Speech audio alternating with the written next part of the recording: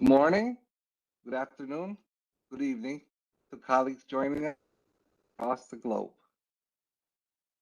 I'm Dr. Brian O'Young, and it is a privilege to welcome you to this side event of the 64th session of the Commission for Social Development, titled From Isolation to Inclusion, Advancing Social Connection and Addressing Loneliness for Sustainable Development. Today's session is convened by the International Society of Physical and Rehabilitation Medicine, a UN-accredited NGO representing more than 36,000 rehabilitation physicians worldwide. In partnership with the International Council for Caring Communities, an organization committed to fostering innovative, inclusive, and intergenerational community solutions, and UNITAR CFAL Japan, which focuses on capacity building for government officials, regional leaders, and stakeholders across Japan and East Asia.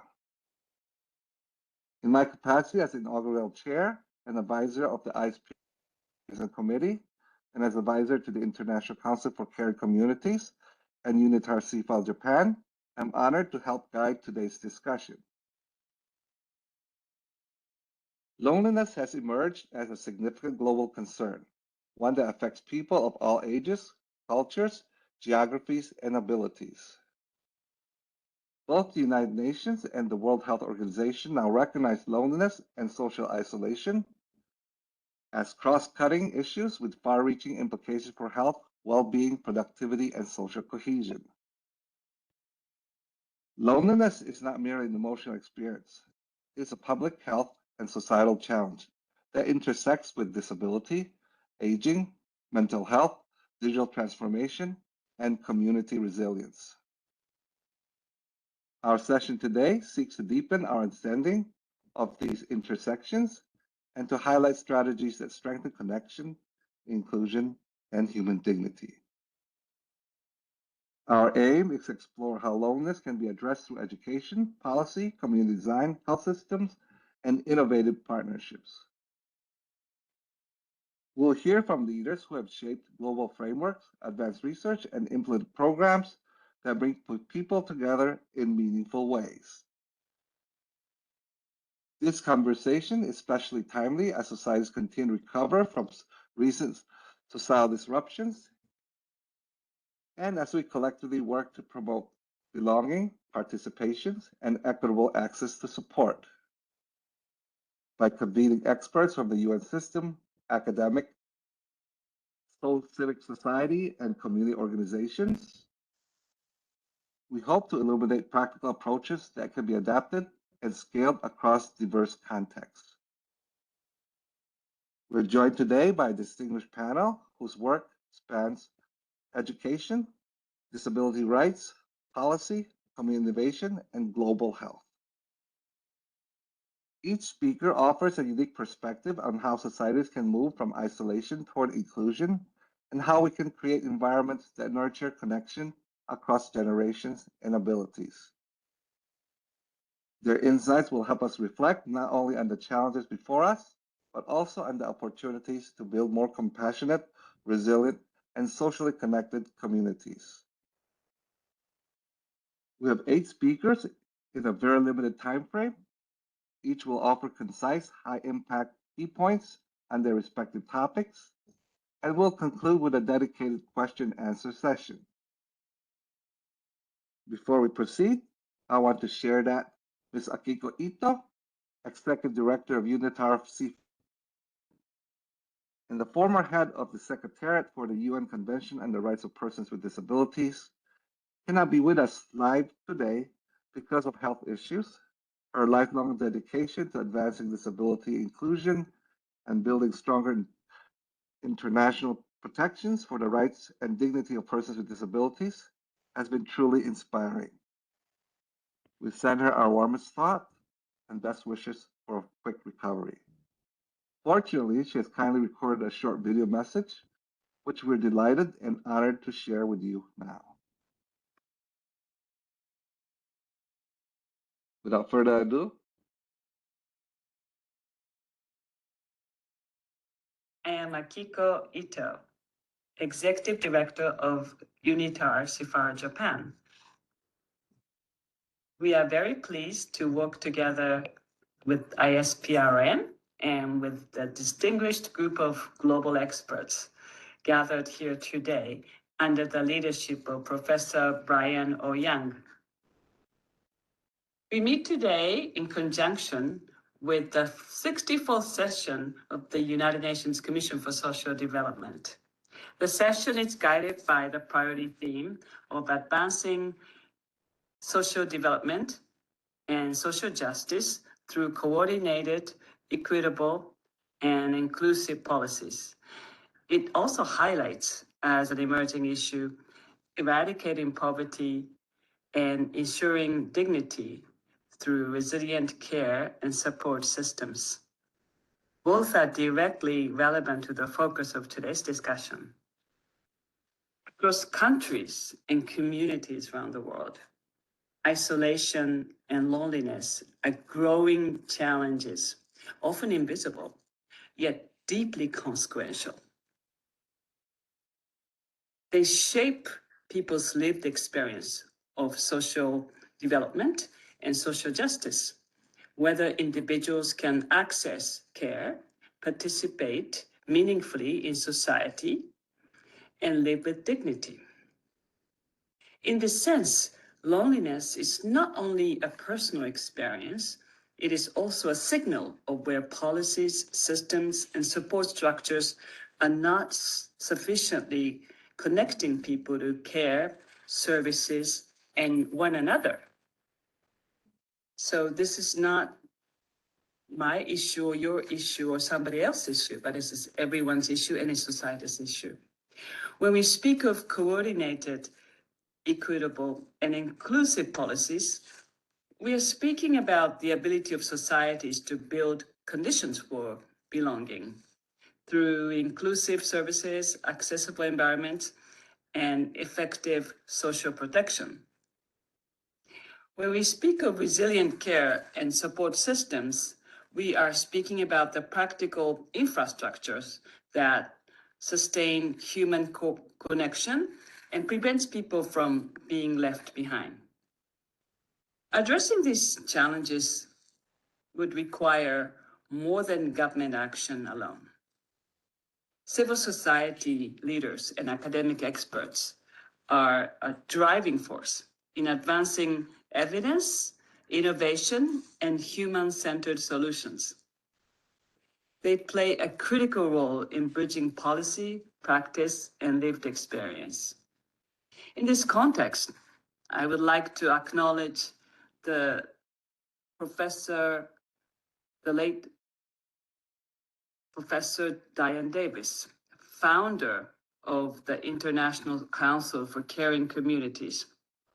Professor Diane Davis was a deeply respected civil society and academic leader whose work significantly influenced academics and practitioners alike on care, community, and inclusion. Through her tireless efforts, she championed interdisciplinary approaches that brought together social policy, health, education, and community practice.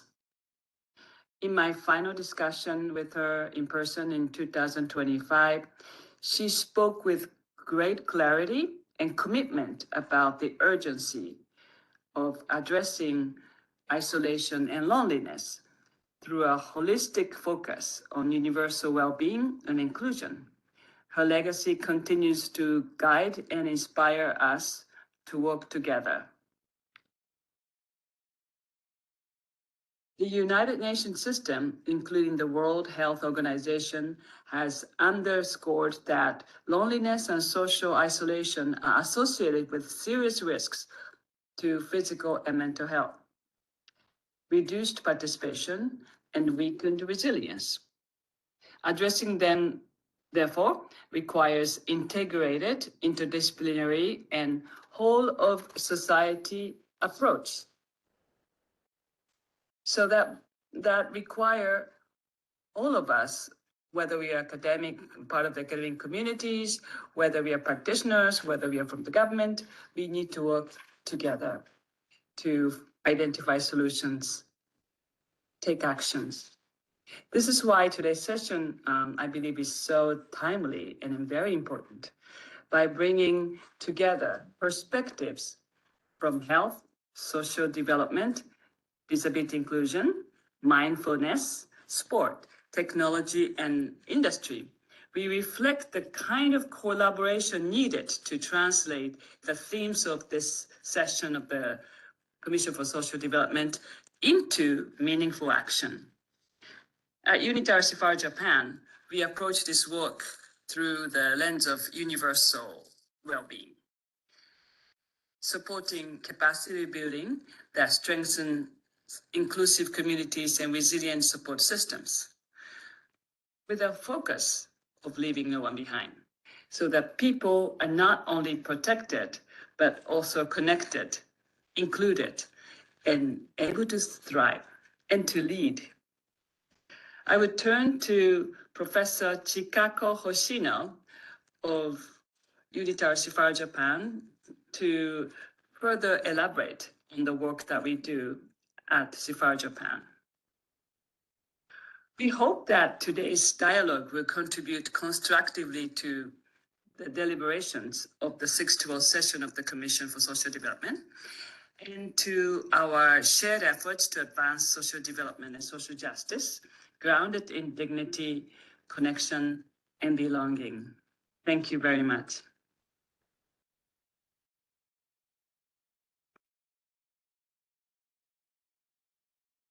We thank Ms. Ito for her insightful and deeply grounding remarks. Her leadership in advancing disability rights and global inclusion provides an essential foundation for today's dialogue. We'll now turn to my presentation, which will address the health and social ramifications of loneliness in modern society.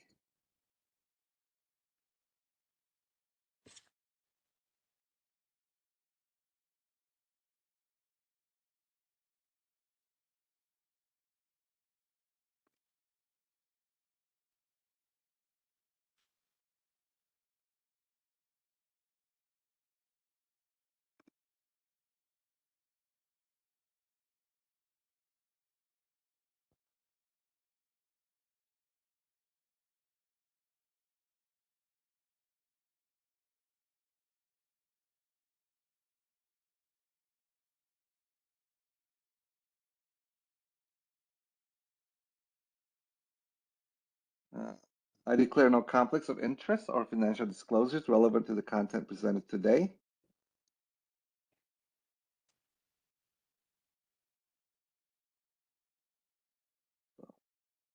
Good morning, good afternoon, and good evening. The UN and WHO now call loneliness as a global threat because it harms physical and mental health and burdens communities and health systems. Today, I'll summarize what loneliness is, who's affected, why it matters biologically and economically, and what we can do about it. Loneliness and social isolation. Loneliness refers to feeling alone, despite wanting social connection, while social isolation is a lack of contact with others. Both can negatively affect mental and physical health, increasing risk of depression and chronic illness. Recognizing the signs early and seeking support are key steps in improving well-being. The prevalence. In 2024, loneliness remains a pressing issue worldwide, with nearly 1 in 4 adults experiencing it on a regular basis. And according to a survey encompassing 142 countries, approximately 24% of individuals aged 15 and older reported feeling very lonely or fairly lonely. In the demographic of young adults aged 18 to 24, the loneliness rate rises alarmingly, with 59% acknowledging its negative effects on their overall well-being. The major causes of loneliness. Absence of deep relationships. Lack of meaningful relationships can lead to loneliness, to feelings of isolation. The impact of social media. Social media often displaces real human contact, reducing emotional connections. Life changes and loss. Life transitions and bereavement leave individuals vulnerable to loneliness, while mental health struggles and low self esteem further increase risk. Urbanization and aging. Urbanization and demanding work cultures minimize social interaction, and aging or physical limitations restrict opportunities to build and maintain relationships. Biological and clinical effects. Altering brain chemistry and activity can significantly impact emotion, regulation, and cognitive function. These changes are linked to higher risk of depression, anxiety, addiction, and sleep disturbances. Furthermore, the effects may raise premature mortality risk, with impacts compared to those smoking and obesity. The health risk of loneliness is equivalent to smoking 15 cigarettes a day.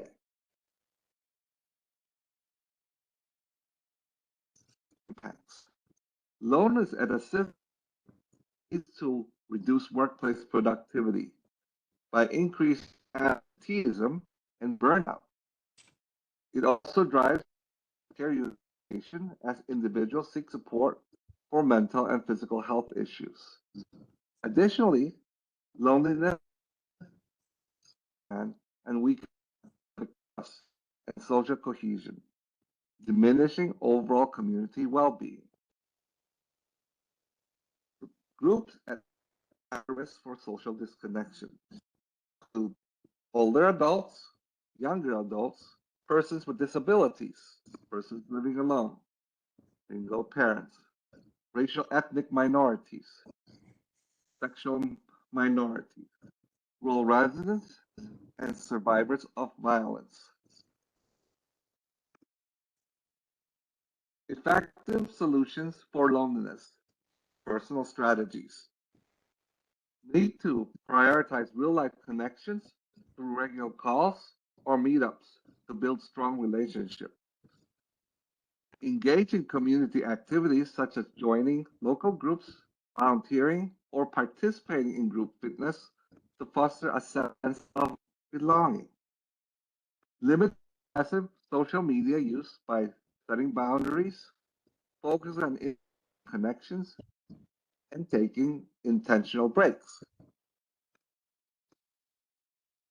Effective solutions for loneliness, social and policy strategies. Urban design for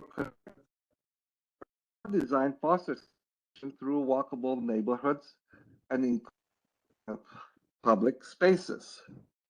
Supported policy strategies. Policy strategies include government initiatives, national strategies, and community-based programs to support social infrastructure.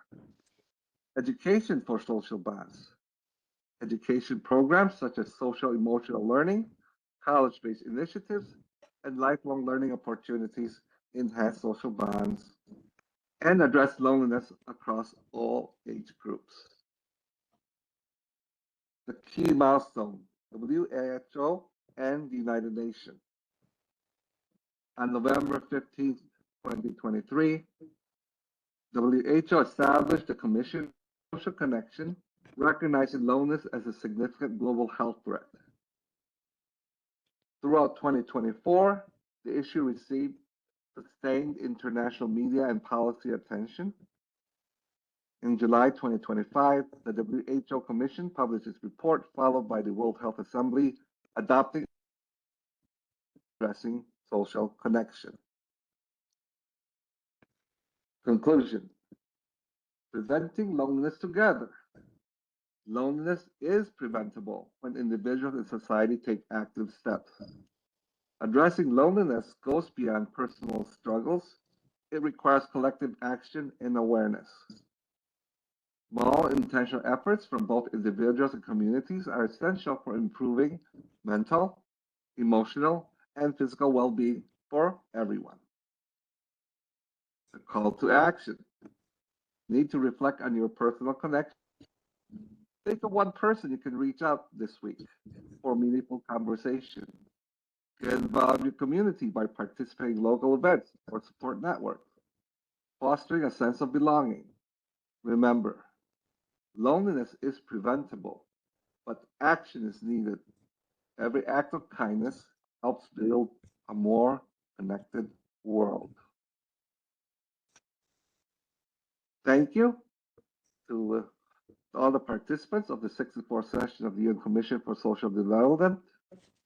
Your collaboration and commitment have advanced global social progress. Together, we continue to strive for inclusive and sustainable development, ensuring no one's left behind on our shared journey towards social justice. Thank you.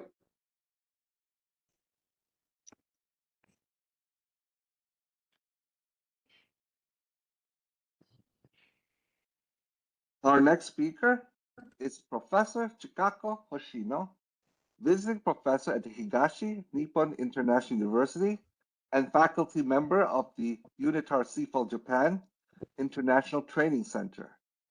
We will discuss advancing universal well-being to address the global challenge of loneliness. Professor Hoshino, the floor is yours.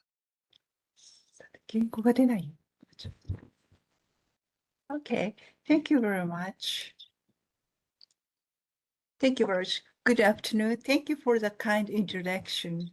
Let me start by thanking Professor Ouyang for giving me the opportunity to introduce my current programs of advancing universal well-being for those people who tend to isolate themselves and feel acute sense of loneliness, particularly elderly people and persons with disability, through what I call regenerative yoga.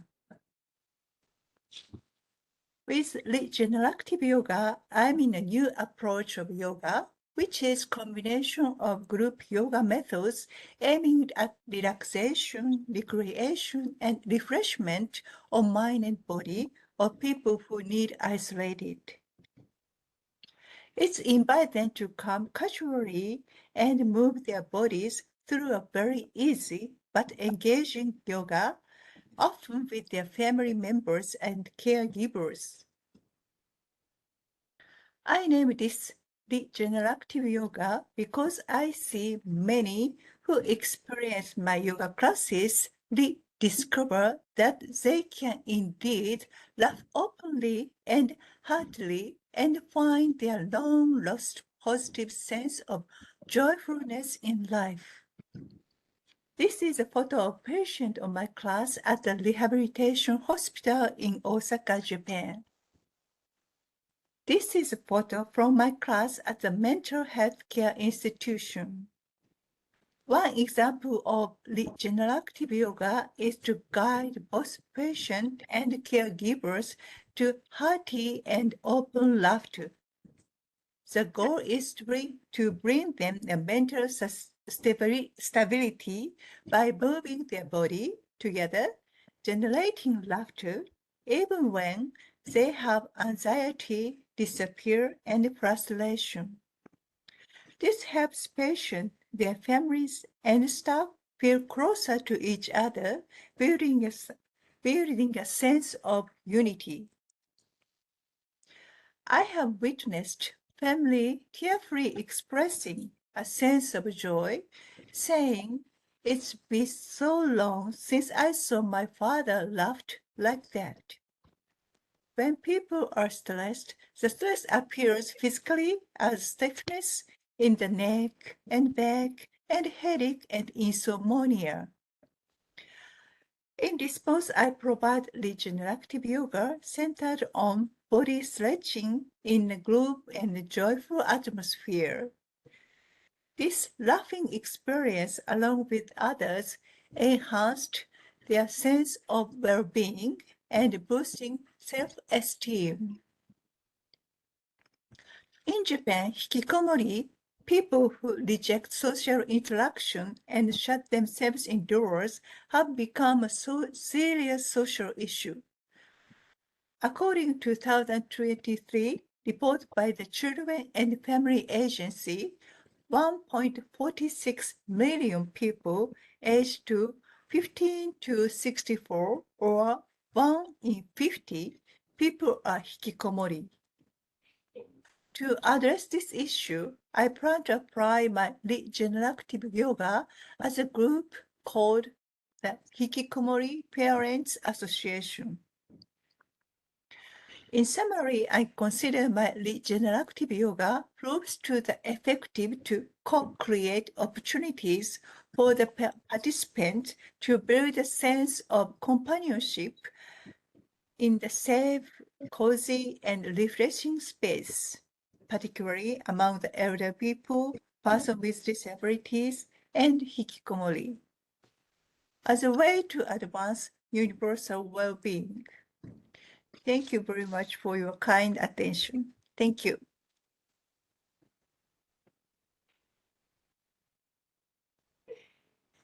Thank you, Professor Hoshino, for your thoughtful and very comprehensive reflections. Your perspective on this universal well-being and community resilience adds an important dimension to our understanding of global loneliness challenge. We now invite Dr. Ken, Professor of Psychiatry and Director of Global Mental Health at the University of Toronto. He will speak on loneliness and mental well-being, highlighting the psychological and cultural dimensions of this growing challenge. Dr. Pham, please proceed. Okay, can you hear me and see the slides? Yes, we can hear you. Thank you very much, and thank you, Dr. Young, for organizing and inviting us to be able to share. So in my brief talk, I will approach it from a mental health angle. To start off with, to talk about loneliness, as Dr. Young has noted, loneliness and social isolation is not identical, it's not the same. Because even when you're in the presence of people, you can be surrounded by people in a very busy city, you can still feel a sense of loneliness. So loneliness is a very subjective experience of the pain of disconnection from others versus how you want to be able to relate to other people. So they are correlated, they overlap, but they're not the same. Certainly more isolation can lead to more loneliness. And as discussed, loneliness is seen now as a worldwide epidemic with, depending on the stats, up to 1 in 6 people worldwide experience loneliness. Particularly vulnerable are young adults and adolescents. And also from a global perspective, it may be more the case in lower income countries. It's not just a soft indicator because it has serious consequences. Up to 870,000 plus deaths annually has been linked to loneliness. And based on one study, it's an increasing trend, up by 13.4% from 2009 to 2024. So it certainly has a significant health impact. As we've heard, it has significant cardiovascular morbidity in terms of heart disease and stroke, and also mortality comparable to smoking 15 cigarettes a day. And certainly from a psychiatrist, we worry about the link between loneliness and social isolation with increasing vulnerability and prevalence of depression and anxiety, as well as cognitive decline. It's as if the brain ages more quickly with up to twice as much risk of having Alzheimer's dementia, and of course, suicide risk. Even early suicide literature, especially from like Japan, right? That we know that anomie or the social disconnection, right? We just heard the hikikomori, for example, but the social disconnection part of modern society is highly impactful in raising risk. So the mechanisms behind this, we know, includes biological factors like the HPA axis activation or inflammation. There are evidence for that, as well as sleep disruption and quality of sleep. But really, from a psychiatrist's point of view, we look at the biological, psychological interaction. So it's not only physical or mental, But physical makes mental worse, and mental health problems make physical worse, and it becomes a vicious cycle, and that's why it's so important. The heart and mind link is crucial. And so the modern drivers, and why is it getting worse?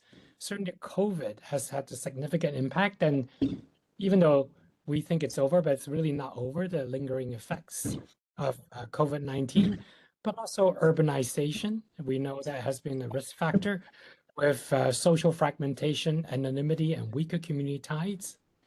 So it's been quite different, even for immigrants. In Canada, we see immigrants from more collectivist country, and they come to Canada or US, and they feel this kind of urbanicity where you don't know your neighbors, right?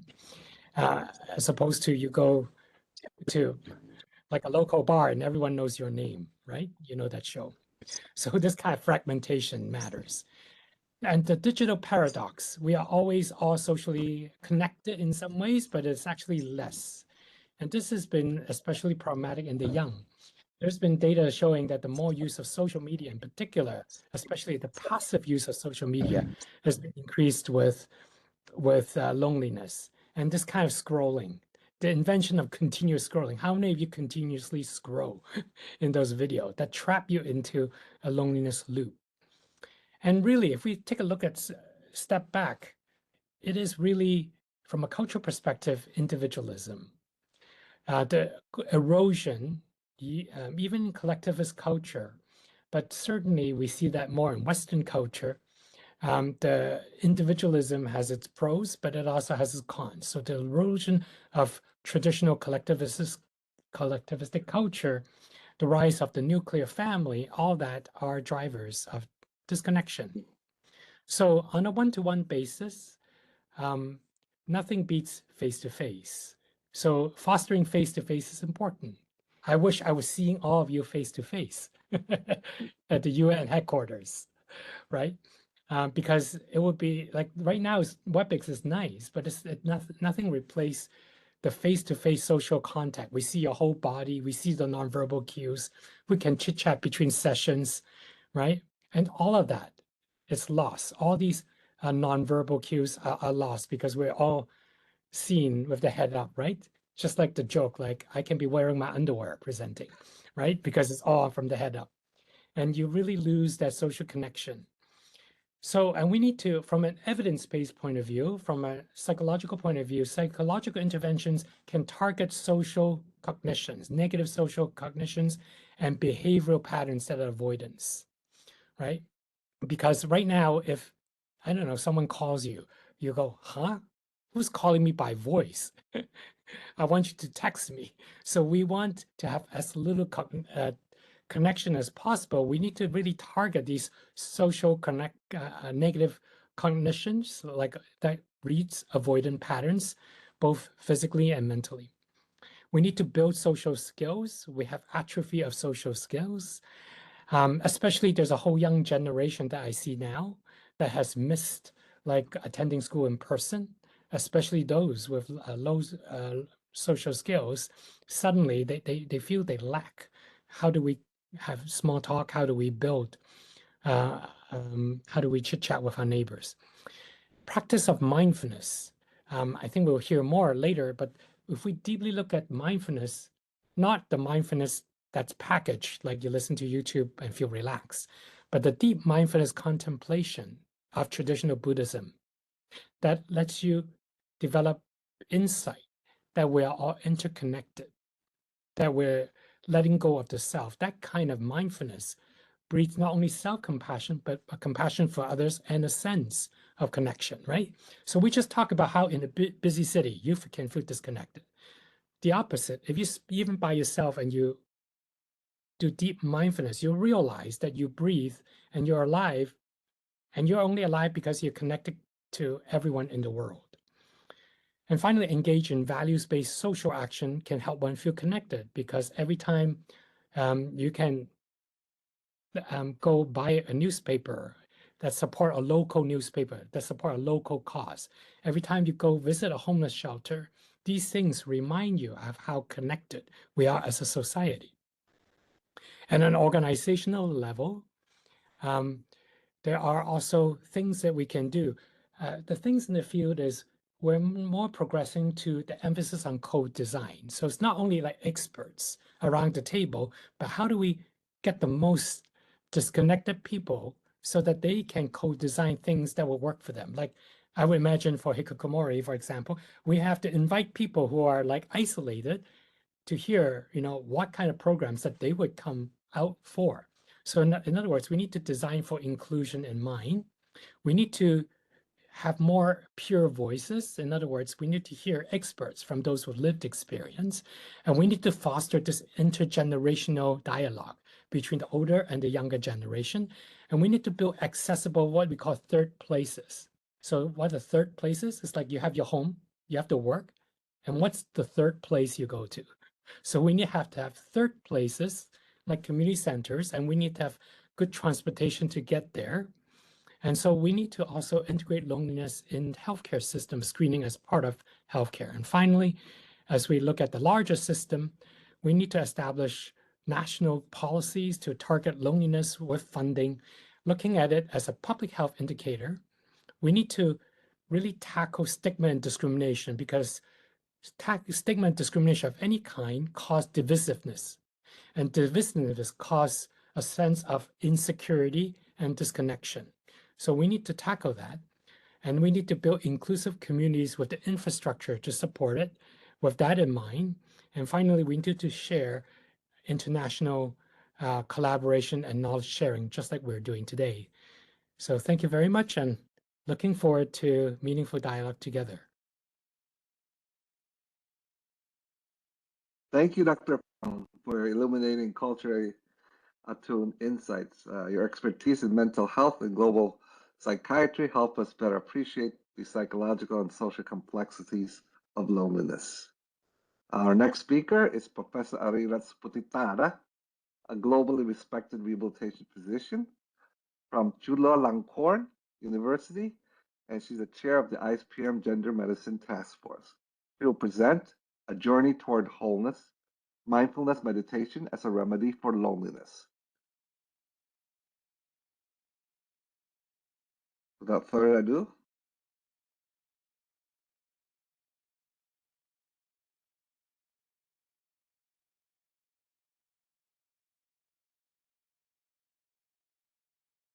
Thank you very much, Professor Brian Ouyang. Excellency, distinguished delegates and colleagues. It is a profound honor to speak today. I would like to share how mindfulness meditation offers a scientifically grounded and inclusive pathway, a pathway that moves from isolation toward wholeness.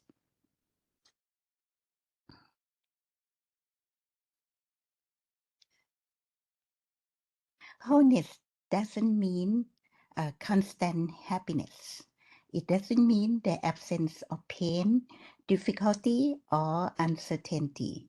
Wholeness is an inner coherence when thoughts, emotions, and bodily awareness are aligned rather than in conflict. It is the capacity to sit with experience, even painful experience, without feeling broken. In simple terms, wholeness means feeling grounded and internally stable, even when physically alone.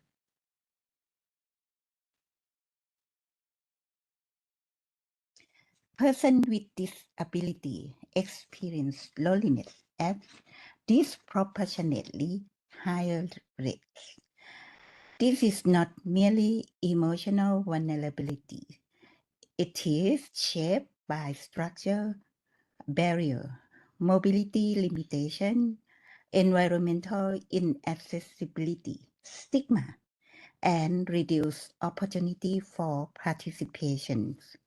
In this context, loneliness reflects inequity, exclusion, and unmet social responsibility.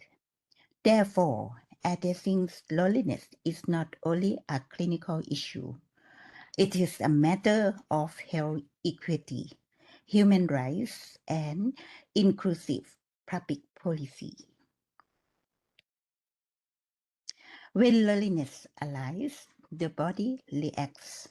Stress hormone increase, thought accelerate, emotional intensity rise. Mindfulness interrupts this cycle.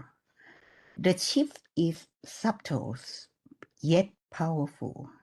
From reactivity to regulations, from self-criticisms to self-compassion, and from instability to ground presence.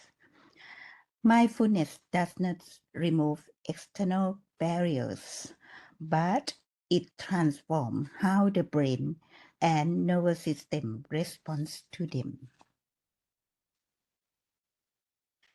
This transformation is supported by neuroscience. Research on mindfulness-based stress reduction demonstrates structural and functional changes in brain regions responsible for emotional regulations. Research at Harvard University have shown increased gray matter density in the hippocampus and reduced amygdala activation after consistent practice. The prefrontal cortex, central to executive control and emotional balance, become more engaged. In other words, resilience is not abstract. It is biological, trainable. Meditation is the formal practice.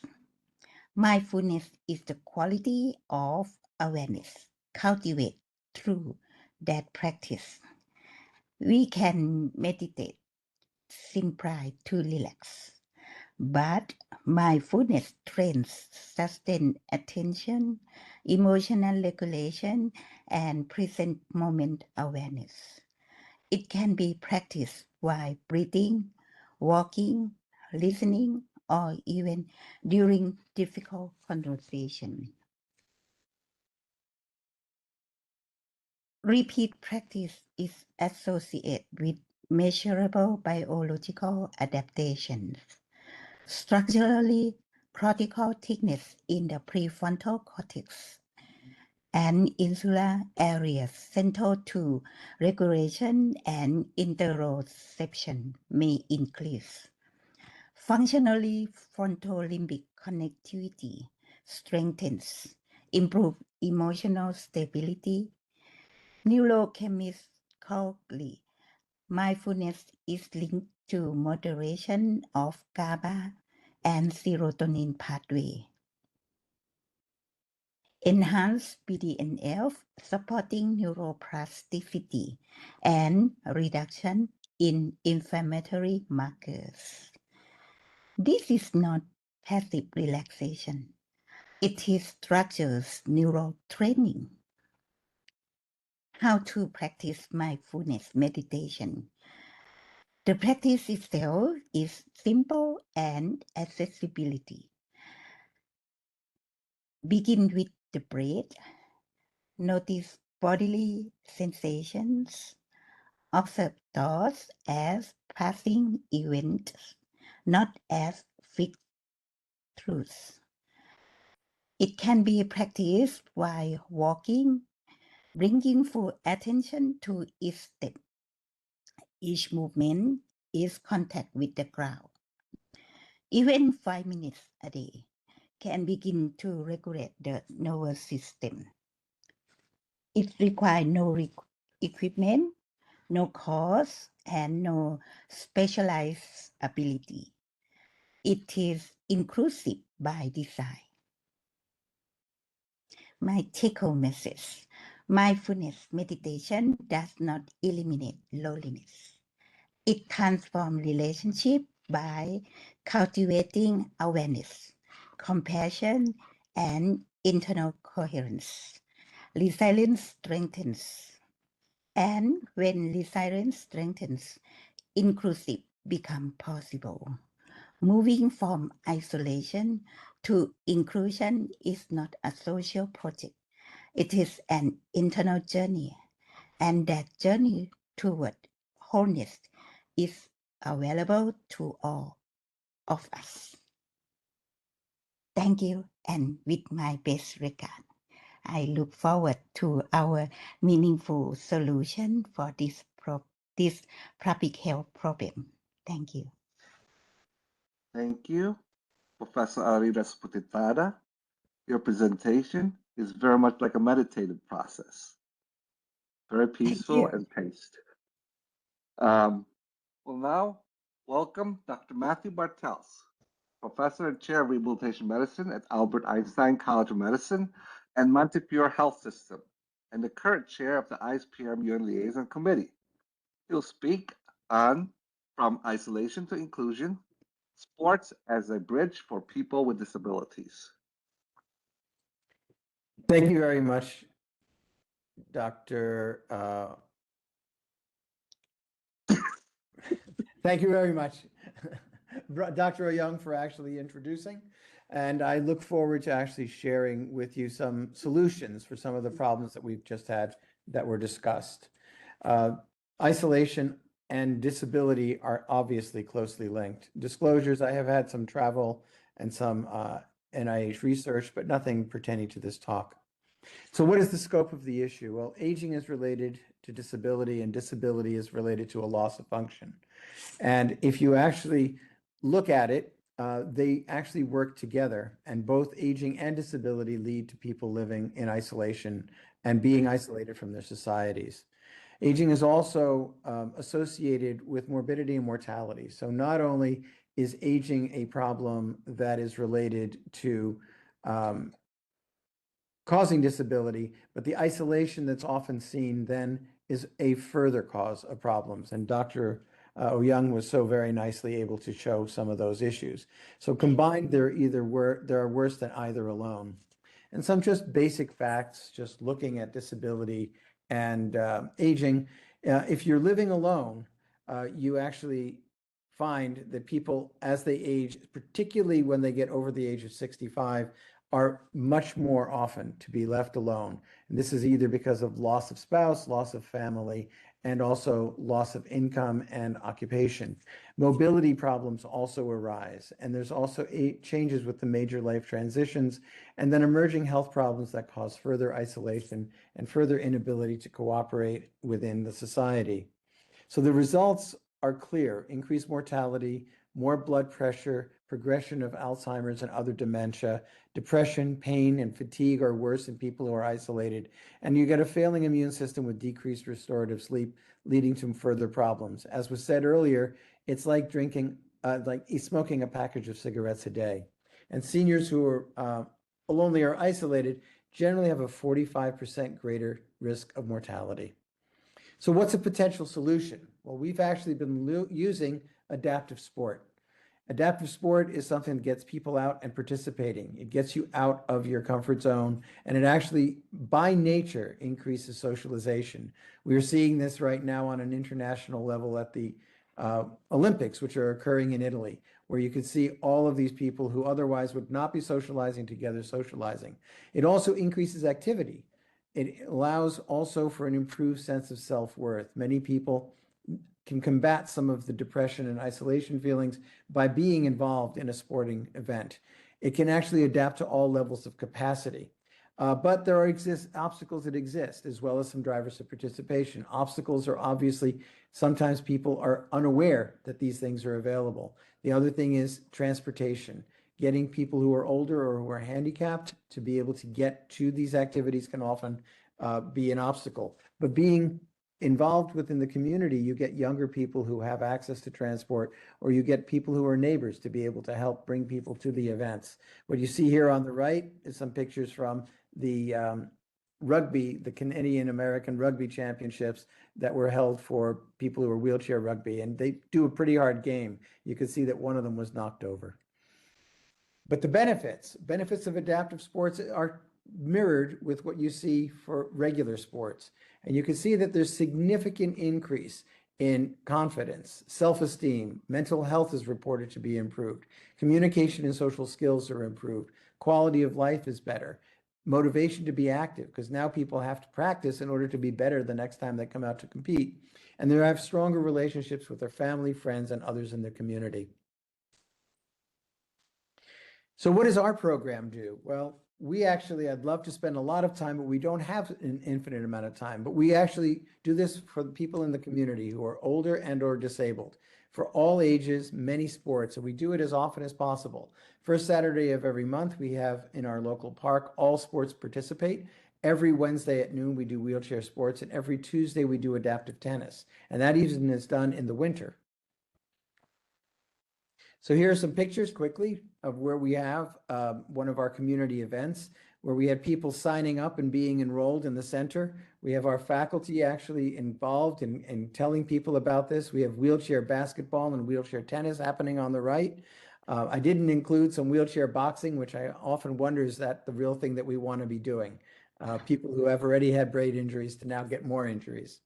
We also, as you can see, have wheelchair racing. So we actually have people doing upper extremity cycling. So everybody, people with amputation, people with neurologic deficits, everybody can participate. And we co-work with community groups such as the Achilles International and with a lot of our vendors and other sponsors to be able to get people to be able to do this. So we send out flyers, we do internet communication to let people know when the events are happening, and we actually then encourage people to bring their family members to also participate.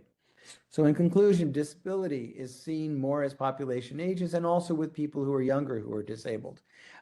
We see a lot of social isolation associated, but adaptive sports can improve outcomes and provide an outlet for all adults and children to be able to participate. The program can be simple, and there are local partners. We work with the Achilles Track Club, the United States Tennis Association, and others.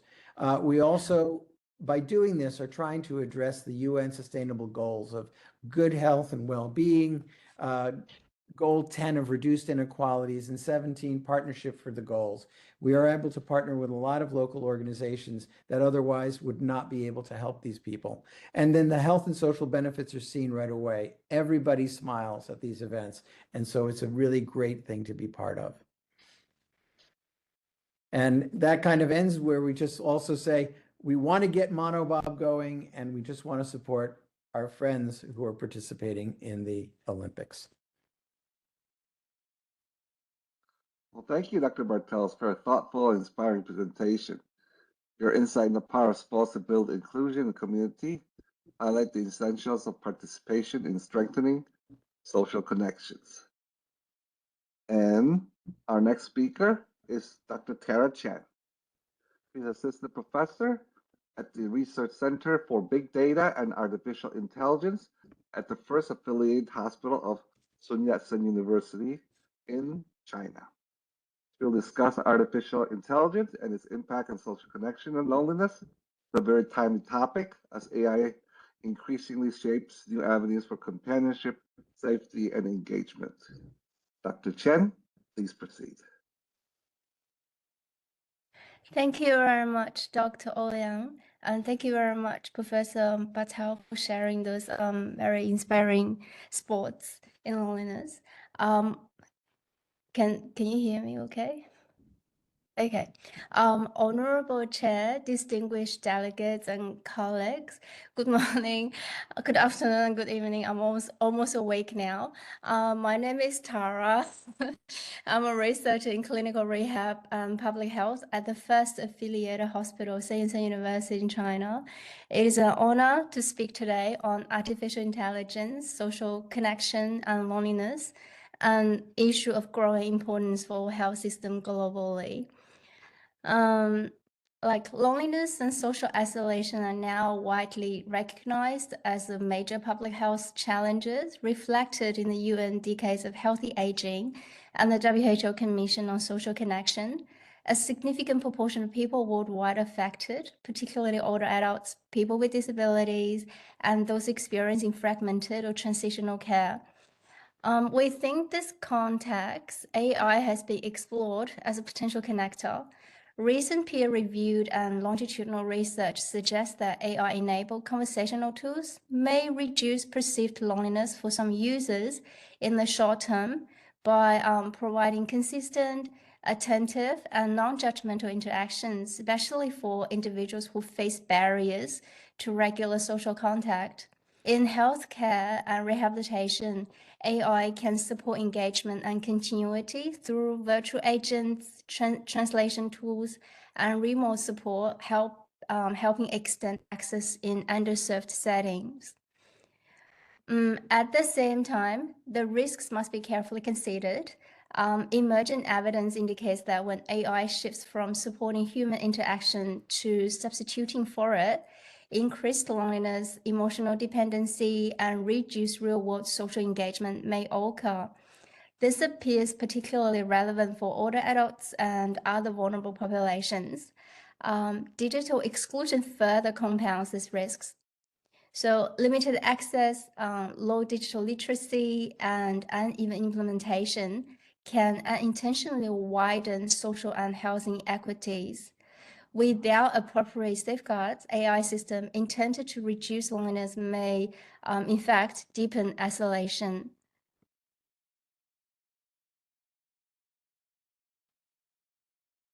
To move forward responsibly, design and governance matter. The WHO Commission on Social Connection emphasizes coordinated action across policy, community, and individual levels to strengthen meaningful social ties.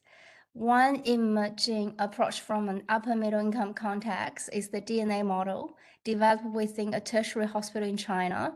This model positions AI as an enabling pillar alongside doctors and nurses, supporting workflow efficiency, continuity of care, and serve reach while maintaining clear human oversight.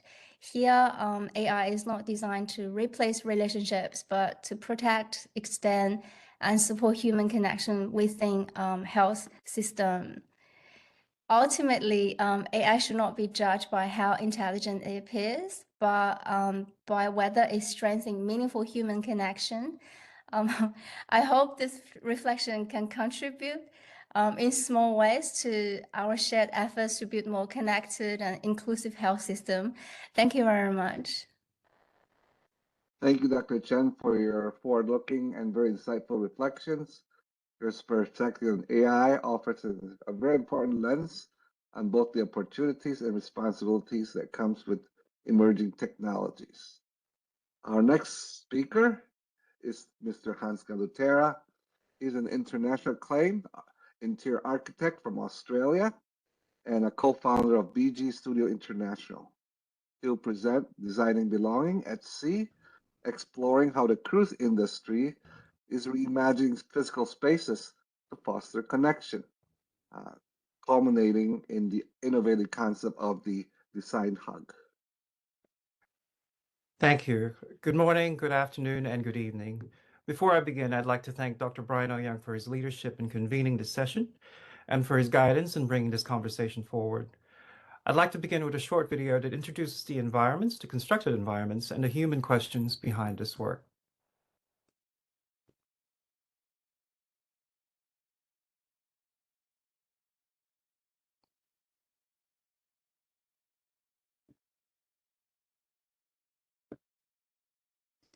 I'm Hans Galutera, speaking on behalf of the International Society of Physical and Rehabilitation Medicine, founder of HG Design Works and Design Hub. I'd like to offer a perspective from the world of design and constructed environments. We know loneliness slows recovery, it increases depression, it weakens reintegration. For ISPRM, it's not incidental. It directly affects outcomes, yet we treat loneliness as emotional or social. I'd like to relate this to a different aspect. What if it's also spatial? What if the places returned to after illness or loss are quietly helping recovery or quietly sabotaging it? In 2018, the United Kingdom appointed the world's first minister for loneliness. When governments start doing that, you know the problem is real.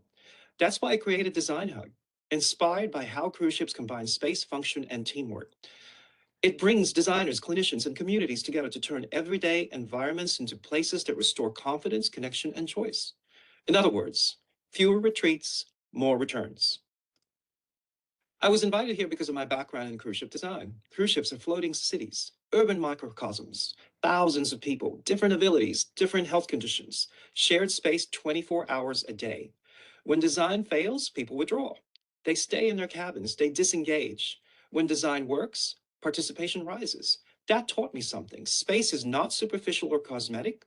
It is essential infrastructure for well-being. Users experience it through performance, layout, visibility, proximity, thresholds, and sensory conditions. When we distill this down to loneliness and participation, people are unconsciously reading environments through three conditions. Proximity. Can I understand this place?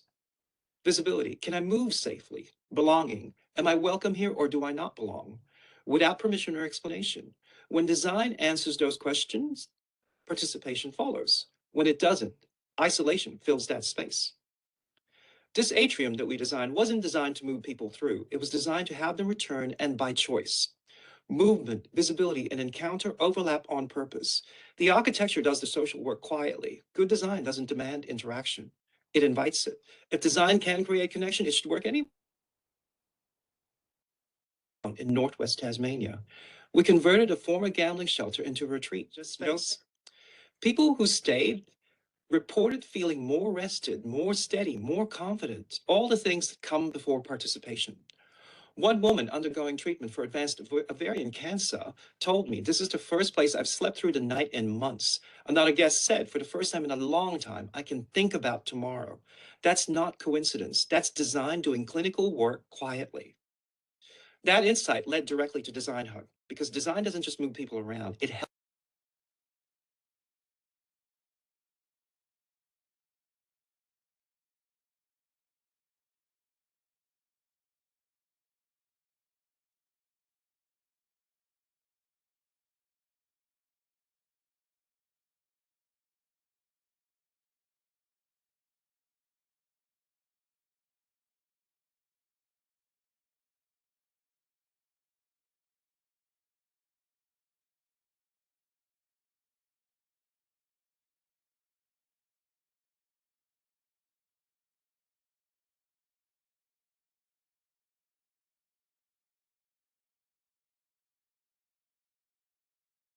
Is there no sound? We can read the closed caption. Increases. When design prioritizes efficiency, isolation survives even when services exist. Through my work with the International Council for Care and Communities and the late Diane Davis, I learned a hard truth. We build sophisticated systems of care and then abandon people when they leave them. We call it continuity of care. It isn't. It's a handoff into risk. If care ends at the clinic door, risk begins. Design Hub keeps care alive in daily space. It's a method for helping people reshape their homes and everyday environments so they don't feel lost or isolated. sorry, after do you not something hear the hard sound? happens. That's not aesthetics. That's public health infrastructure. Design Hub addresses a very relevant question. What if design wasn't driven only by function, but by responsibility for life after care? When people lose connections, space delivers the final message. Either you don't belong, or it's safe to come back. Design Hub creates environments that restore confidence, connection, and choice. That is the difference between retreat and return. Join us. Let's design healing. I'm sorry, was there no sound to that? It was. Well, we the closed caption in the Oh, meantime. I'm so Those sorry. are- I didn't There were a realize few that. No seconds problem. in the middle that dropped out. Oh, But okay. we can read the closed caption pretty well. Okay, good. The message, I'm so good sorry. design does not demand attention, it invites it. Yes. Very good. Really. Thank you, Mr. Galatera, for your very creative and compelling presentation. Your work demonstrates how thoughtful the design can foster belonging and reimaging environments to nurture connection. Okay. Thank you, everyone, for your meaningful contributions. And we'll now open the floor for question and answers. And we have about, well, 10. We may go a little bit more for questions. Please place your questions in the chat and kind of keep them concise so we can hear from as many voices as possible. And Dr. Tara Chen will read out the questions from the chat.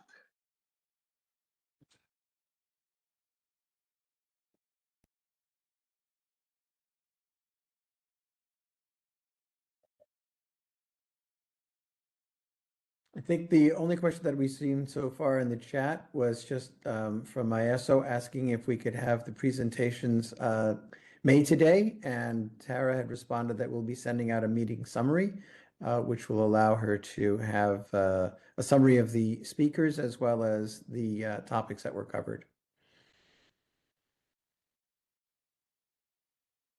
But I actually do have a question since I have the mic for the moment. I'd like to ask Hans Galatera about the applicability of, I mean, these beautiful spaces that you have, but there are many problems now with limited resources, and how you can combine this advanced and beautiful design to be done within the limitations that are often very strong of financial limitations within a lot of the communities that we see. Just in terms of what we're trying to do with Design Hug, it really is about methodology, not a taste level. What's new is the explicit link between environmental conditions and participation outcomes, especially in post-care transitions. So in terms of, let's say, cost, it really is very much linked to understanding the individual and how it functions as a non-clinical complement.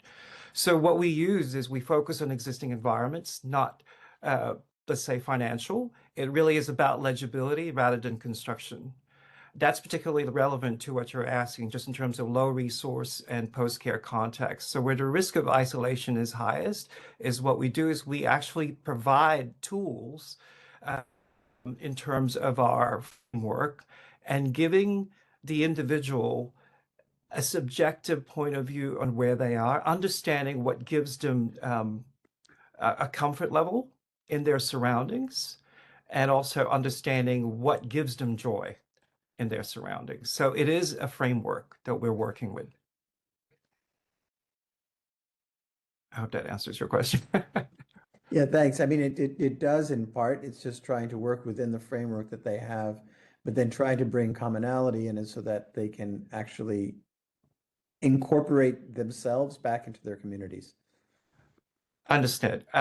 So in terms of what it is, there's no treatment claims, okay? And it really requires a facilitated framework. So to help people understand their lived experience and giving them environmental support. So design can behave therapeutically, especially when it reduces cognitive load and it restores orientation and supports participation. So what we're doing is actually looking at it, like, for example, it actually works in urban level. Intergenerational housing models like those in Copenhagen reduce loneliness without clinical intervention. So, so there's some aspect of that is actually integrated. And at the human scale, as in the Tasmania project, simple environmental conditions actually restored orientation, choice, and dignity, which are known precursors to participation. So what we're doing with Design Hug is consolidating these principles into a repeatable, testable framework. And Dr. Kenneth Fong, you have a question? Yeah, sure. Thank you. Thank you very much for all the presenters. It's very fascinating. I have a question for Tara about your AI presentation. I was curious about what you were saying, how AI is not to replace, but to support relationships. I'm wondering if you can give some examples. And I'm also particularly thinking how maybe the next generation will have smart glasses where there's AI built in. Do you see that as maybe supporting human connection? Maybe we can speak across languages. Maybe it'll give you some hint about the other person, or will it make us uneasy to interface because there's an AI there? You know, I'm just curious about your thoughts about how AI can actually help human connection. Thank you very much, Professor Fong, for the question. Like before I start the conversation, I was actually thinking this question myself, like how did it exactly work? So in terms, most of the time when we think about AI, it's probably a little bit abstractive, but when we think about like, do we use phones, do we use Google, and do we use ChatGPT to ask questions? So in the hospital setting, how AI supported, like AI can augment the workflow and make doctors and nurses work more efficient, where they can save the time back to patients and maintain the humanity part. So, if that makes sense, yeah. So normally, so like the nurses will have more time to communicate with the patients, spend more time, when AI could done part of the electronic records. So that's for the first part of the question.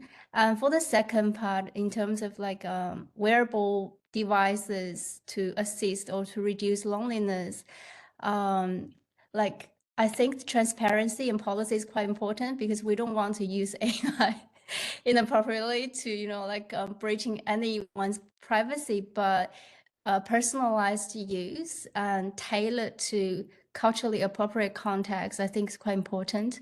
So that's also like, I have a question to you. How do we design interventions approaches in a culturally appropriate context? I'm saying like, because in Asian culture, it's very conservative. Nobody wants to be labeled, stigmatized. I'm a loner, Like, how do we approach people when they have this kind of problem to make them accept interventions, approaches that are available to them? Thank you. Oh, thank you so much for your question in return. And I think that I think you hit the nail on the head. There are many cultural differences. As I was saying earlier, some of the approaches now used often involve co-design. So the more we can co-design with the community, the better it is. There's a process we call cultural adaptation, right? So when we do implementation science, let's say we have a CBT, cognitive behavior therapy, or we have a program to increase social skills, the chances of that succeeding now includes, number one is in a grant, we want to use maybe AI technology, like you said. But another is to show there's a phase of co-design, like, for example, inviting young people to help design, but also involving young people to help promote, right? Because once through spreading word of mouth, it's more likely that people use it, but also in the design language of it. So I think that's one part. I think when we are culturally adapting, I mean, there can be technical ways of how to do it. I think looking at cultural values of where people differ, looking at cultural practices. So there is several kind of frameworks we can use to ensure there's cultural applicability. And the other one is EDI, also looking at equity, diversity, inclusion frameworks to ensure that we can think about whether it's accessible, for example, digital literacy or some other way, right? And then the use of language. So cultural values is one particular one. I don't want to go on and on about theory, but cultural values, it's also where there are things that are a lot different because globally, like you're saying, like Asian cultures is very different, let's say from the Western culture. So that's one aspect. I think the other that you mentioned about stigma, I was alluding to it earlier, but the use of mindfulness, the use of technology that in the West we call acceptance commitment therapy, is to help people reflect on how we categorize people. When we categorize people, divisions occur, and that's where stigma comes in. So there's a way of helping people reflect on the arbitrary way in which we kind of categorize people in our mind.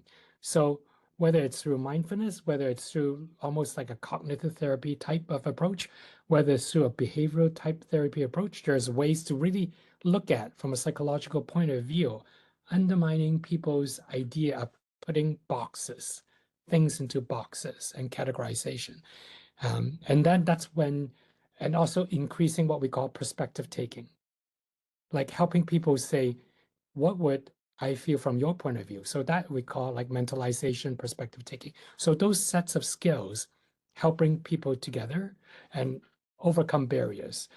And so this is one way that we need to, both in an individual, but also in a programmatic level, design interventions that can decrease divisiveness and increase kind of perspective taking. And I think that's one way to decrease stigma over time. And we've kind of shown that in various interventions. And maybe that's another way where technology, we hope to do that. And actually, without getting too much into it, I've designed an online learning module that helps people using an interactive gaming for people to reflect on categorization. So that's one example. So in other words, how do we use technology to get people to self-reflect artificial categorizations? And that's where we can help promote connections and empathy. Thank you for insightful contributions. We'll reserve the last question for Sergio Vieira on his chat. Hi, thank you for the presentation. Some of the data presented showed a less intuitive reality. The fact that loneliness is higher in lower income countries. However, from my travel experience in developing countries, I see how the sense of community is a lot stronger than in more advanced economies. How do you explain that apparent contradiction? This came out of your data, Professor Kenneth Fung. If you can address this question. Sure. That's not my personal data. I think it's also reflected from your discussion too at Yes. the local level. I think that's a very good thing, even as I was presenting it. Obviously, when we make broad sweeping statements like that, there are many, many caveats. I think one is that when we look at all kind of indicators, generally there are a bunch of indicators that are worse in lower income, like developing countries than high income countries. So that I think it correlates with when the study look at it, people's distress due to finance and economy and all the rest of it. So in other words, I don't think it's as simple as if you're in a high income country, you're not lonely anymore. In fact, I mean, that's kind of one set of data, but if you look at other data, like people in the US, for example, not to pick on US, is one of the most unhappy people in the world, right? In terms of country-wise. So if you look at certain kind of parameters, like, okay, we're doing better on certain indicators, but if we look at other indicators like happiness index, high income country are not necessarily better. Sometimes it's worse, right? And so it really, when we talk about data, I think what we're looking at when we say low income country, we're looking at the social disadvantage of lower income countries and all the problems that goes along with it, from war-torn countries, from instability, from poverty, all those factors are in that can, you know, I guess sway one kind of statistical finding, whereas other kinds of findings might find very different. So I think the take-home message, I think it's a good point that's well taken, is that yes, we can say that lower income countries are disadvantaged, and according to some studies, in many indicators, but the new global mental health 2.0 is to say that high income country also has a lot to learn from low income countries about what makes people resilient, about what makes communities strong. And like you observe, there could be some communities where actually they're less lonely, right? Even though there are some surveys that suggest they have all these kinds of problems. So I think that there's a lot of humility in new global mental health work to say that high income country obviously has a lot of strengths in a lot of areas, but yes, we still need to learn about community building, what is lost, as I discussed, in a modern Western kind of society. It has this advantage in high competitiveness and high advancement, but also there's such certain costs. So I think that point is very well taken. That's a very well-sounded explanation. And we have Maeso from Malawi with a statement, allow me to write on Sergio Vera's intervention. How about experimenting the community of care methodology in, for instance, one of the African nations where I come from? Life is communal there. Yeah. Personally, it does make, it seems like the poor communities will, at least from an intuitive perspective, tend to be more communal and have a less sense of loneliness. So a lot of your explanations is very helpful in trying to understand this. And we can actually, this can be a topic for research in terms of looking at basically how the community of care methodology, how all these are done, maybe is to establish loneliness and explain the data. Yeah. Exactly. As we discussed, we can always look at individual level and, you know, in a community level. So we can measure loneliness, but we can, and we should also measure community cohesion, right? So I think that that's an indicator that we should really be looking at research, and I think there probably is research out there around it. And as what I said earlier too, it's about stigmatization, right? So if you think about your local neighborhood, in North American settings, there's also pockets of ethnic enclave, for example. And even though you, as a general whole, we know that immigrants, for example, or let's say Black Americans, they have worse mental health in some areas, but not necessarily all indicators. And it depends also on where they live. If they live in neighborhoods that's ethnic enclave, right, for the diverse populations, sometimes it's protected. So in other words, even looking at a neighborhood approach, if we study community cohesion, how much they feel safe and connected with others in a neighborhood, that's another level. So I agree perfectly that we also need to look at a neighborhood approach. How do we build like a communal kind of sense? And I think that figures into urban design, as Hans was saying, right? And I think he was just alluded to that. I'm sure he wants to say something about that. Yep, I do. It is interesting because having had experience with so many constructed environments, especially in the cruise ship world, it is really an accelerated form of studying communities when you think about it, because you have limited space and you have no choice but to interact with people. So in terms of what we're doing, we are actually trying to understand how different cultures and how different societies can actually be affected with what I was talking about in my presentation, proximity, visibility, and belonging, because there are very relevant sort of issues and conditions that we can take from what we're doing with Design Hub to make this happen. But and it's happened actually with so many intergenerational societies that have existed. I think Tin Garden is one perfect example that has been conceptualized in, I think, in the 60s and built in the 70s, and it still exists, and it's still a powerful example of how intergenerational societies can work.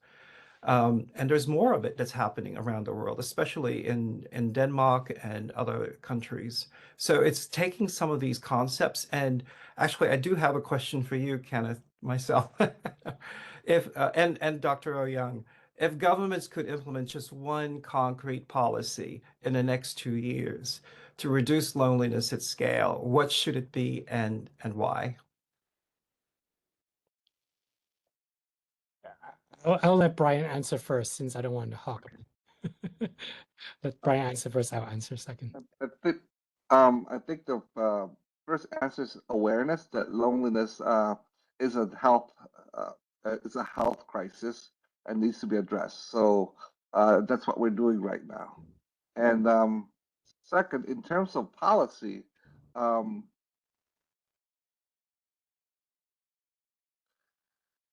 essentially, I mentioned this earlier. It's basically fostering a lot of places where people can gather together to be able to interact with each other. Um, Elderly clubs, senior centers, essentially all these, or even nursing homes and things along these lines, try to come up with some form of I guess in terms of policy for many of these social groups, when they're making up the policy, they can also include something along cohesion within the group, type of a factor, as they try to some form of markers to look at how people are connected within that group, so people can also focus on that. And that's something Dr. Fung may be able to do research on. Some form of markers, the social cohesiveness factor within that group itself. For example, when they talk about the senior center and let's say it's government sponsored, they can have that as a marker to evaluate how that uh, how that group enhances cohesion within the community. Yeah, I think that I agree. And I think that there are so many potential policies that can make a difference in different sectors, right? From health to social policies to education, how we educate children, right? So we can think many policies matter, but if you say, oh, you pick one, it's hard to pick one where you have questions like that. But I would pick one that's impossible, which is to say, how do we get political parties and so that they don't demonize each other Mm, in this division? Because, well, what's happening in the States, but also in other parts of the world, I think that that's a huge issue because it sets the tone from right up top that, you know, you're in the right camp, you're in the wrong camp, and it leads to a lot of uh, world tension. People don't feel safe. People demonize other groups. So right. many people are have this moral distress just turning on the news about how countries are behaving. You know, UN is under attack. So I think if there's anything, there's an urgent kind of political policy to look at how we're doing politics so that it becomes more civil again. Within governments and between governments, right? Because it seems like that we're moving away from that collaborative model, right? And like the Chinese traditional wisdom, right? It needs every level, right? The family affects the government, but the government also affects the family, right? So each individual, how can people feel safe when we turn the news and, you know, all the countries are trying to win over each other, right? So I think that there's an urgent need to look at how governments are behaving. And so this is just my thought, even though there are all these health, education, social policies, all those are important. Thank you. Or they may Great. even foster contest in terms of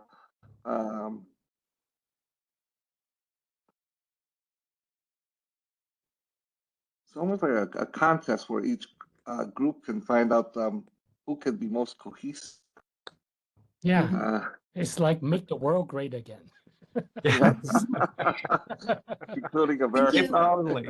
Yeah. Thank you very There's much so much for the beautiful. divisiveness. Hi. Yeah. Thank you very much for the beautiful conversation and beautiful sharing together. I would like to share my own experience in 30 years as a physician in rehabilitation. I think that the word wholeness is very important. It's like the I think it depends. Sometimes I think the research study we need the research study to support this as well. I think it's very interesting that in my experience, some patients that even they come from the poverty background, when they get disabled, they can certify themselves, they can cooperate in rehabilitation training. And I think that the word wholeness is very important, that when we see the patient, or even I also I also be the advisor in a lot of foundation in Thailand, and one big foundation that we called Fatherly Foundation. We have a lot of disabled people over there, and we have integrate all of I would like to say of therapy that we talk today. For example, sports, exercise as yoga, right? But we have something else for the exercise for the children who have an autistic problem, okay, and people who have amputation, okay, and we also integrate art and creative therapy to the people with disability, and nowadays we also integrate AI and into this into the people with disability in that foundation as well. And in terms of the patient in the hospital, we also integrate all of the therapy that we talk together today. I think it's very important that we need to, beside the medication, beside the rehabilitation, we need to emphasize our treatment that we talk today to the patient and to the people with disability to make them not being loneliness, but be wholeness. It is very important to make oneself be honest, that to satisfy the problem they face, the problem then challenges, and how can they overcome those all of the obstacle. Okay, I think the solid mind is very important.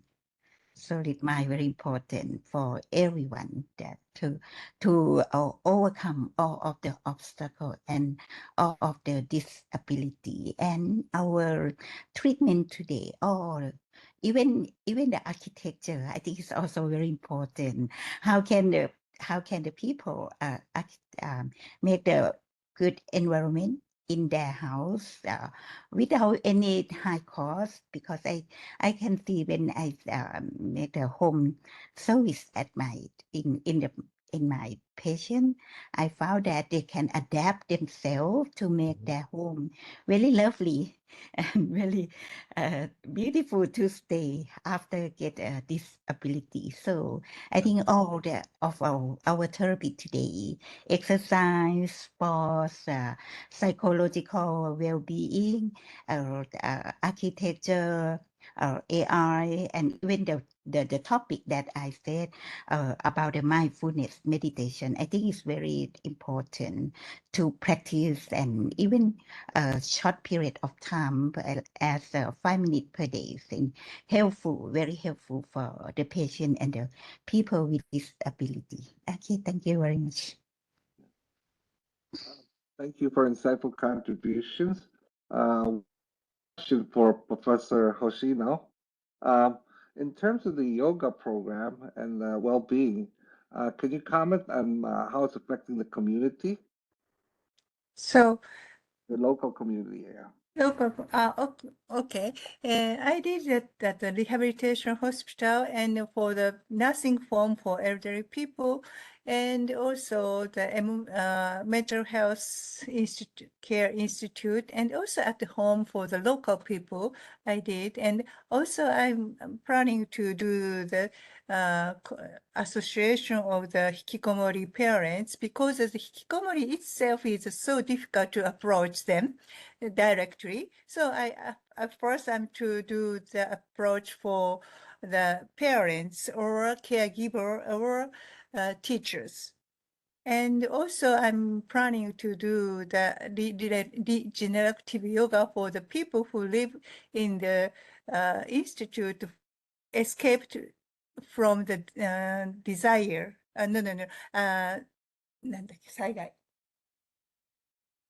Disaster, from the disaster. I also do focus on the people who are so isolated, or so some people feel that they lost their home and family and money, and so I'm focused on the people, so feeling that I'm a people who left behind. Well, thank you for your meaningful Thank you. statement. Yeah. A song comes to my mind as we're all looking at this. This is by Michael Jackson and Lionel Richie. We are the world, we are the children, we are the ones who make a brighter day. Hopefully, we can honor that spirit. And, well, I'd like to thank everyone, the distinguished colleagues and dear participants.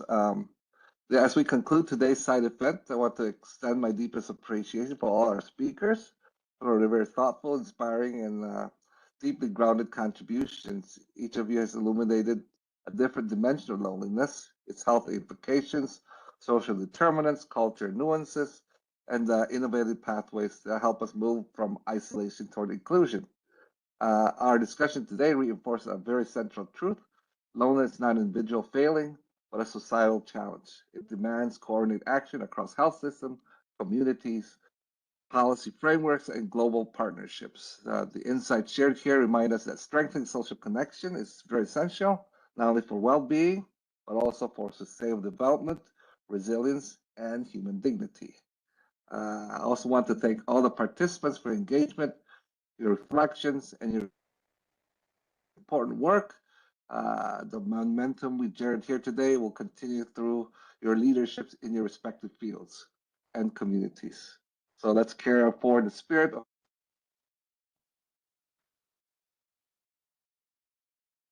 person, regardless of age, ability, or circumstance, has the opportunity to belong, to participate, and to thrive. Thank you for joining us, and I wish you all a meaningful and connected rest of your day. Thank you. Thank you. Thank you. Thank you, everyone. Thank you, everyone. Thank you, everyone. Thank you. What a Thank you, powerful everyone. Thank you, panel of everyone. experts. We now Thank you conclude very our much. session. Also, thank you for the opportunity, Dr. Brian. Yes. Well, thank Yes, you. yes. Thank you for all of you, Mhm. Yeah. each contributing a very important part. Oh, Maria. Thank you. Thank you, Thank Maria. you. Thank you. Thank you very much, Thank you, Maria. Maria. Good job. Thank you, Maria. Yes.